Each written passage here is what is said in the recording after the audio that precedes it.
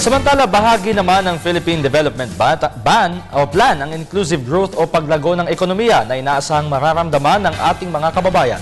Alamin natin ang detalye sa report ni Bianca Piedad.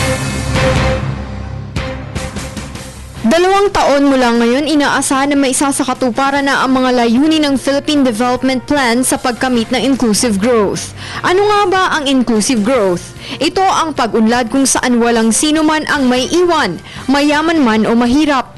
Layon ito na lumago ng 7 hanggang 8% ang ekonomiya kahit sa loob pa lamang ng 6 na taon.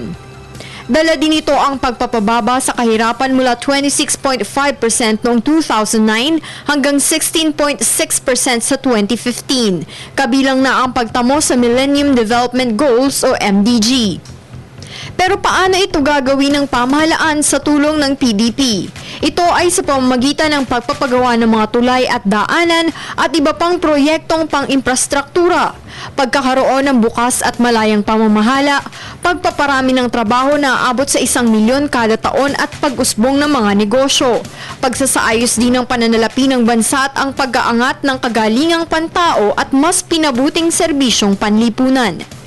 Sa 5 clusters ng PDP, kasama dito ang kagalingang pantao, paghahanda sa climate change, pag-asenso ng ekonomiya, kapayapaan at pananaig ng batas at tuwid na pamumuno sa gobyerno.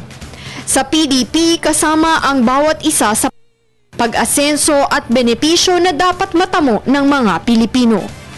Para sa Telebisyon ng Bayan, Bianca Piedad.